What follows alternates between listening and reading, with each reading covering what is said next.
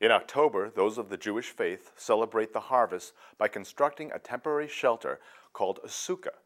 An example of one of these dwellings will be on display at the USM Portland campus through the end of the week. Brian Knobloch spoke with Rachel Shapiro, Executive Director of Southern Maine Hillel, about the Fall Festival of Sukkot. Rachel, tell us a little bit about the background of the holiday. So Sukkot is traditionally done by Jews, which started over 3,600 years ago. And it's a holiday that is reminiscent of the time we were in the desert for 40 years after our exodus from slavery in Egypt. And during that time, we lived naturally in the wilderness for 40 years, traveling to the land of Israel. And this is a symbol of that time and how we were guarded by God, and how above us there was, in the Old Testament, in the Torah, above us there was a cloud. And so, as you can see in the Sukkah, there is a layer of what's called schach, which is green leaves, and this represents the cloud. So we're bringing what was guarding us in the wilderness for 40 years into our homes and our lives today, 3,600 years later, as we reignite the feeling of what it is to be embraced by God. And there's also elements of a sort of fall cultural festival like many cultures have as well. Is that right? Yes, absolutely. There's definitely a seasonal component, and the seasonal component is the Festival of Fall and all of the harvesting that was done at this time, which is actually the basis of our land of Israel. Is called the Shiva Minim, the 7 species of figs, wheat, barley, olives, grapes, pomegranates, and dates.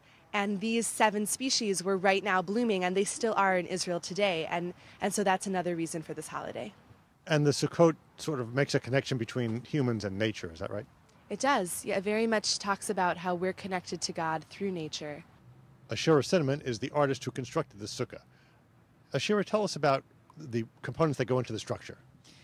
It's made primarily from local hardwoods, harvested from mostly saplings, oak, maple, beech. I specifically chose beech for the leaves that you see at the top of the structure, because beech doesn't drop its leaves until the new leaves come out in spring. And I wanted the leaves to rustle. I wanted you to have that sense of rustling leaves while you were sitting in the structure. The structure is made in sections so that it can be taken down, stored, and reused from year to year.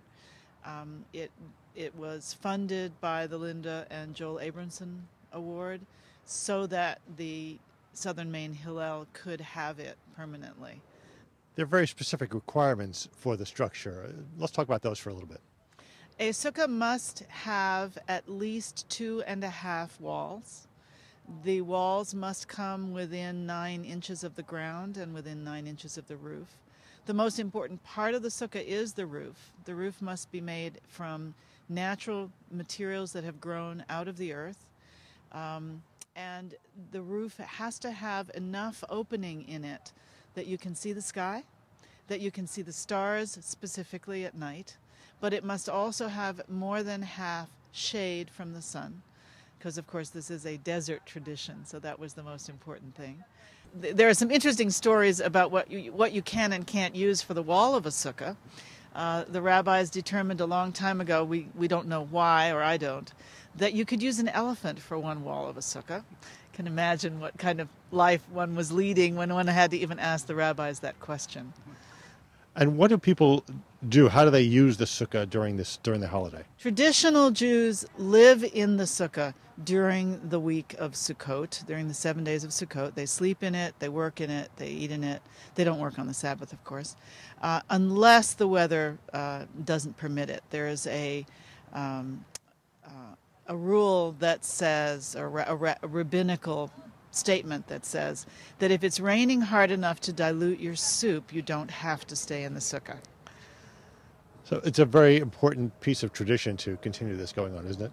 It is. It's a way to reconnect with nature. Jews historically have often been forced into urban ghettos, and so the connection to nature has been less than it should be.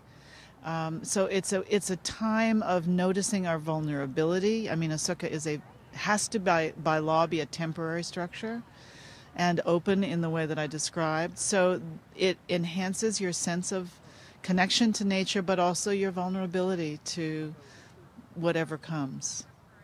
Tell us a little bit about the Southern Hillel Foundation.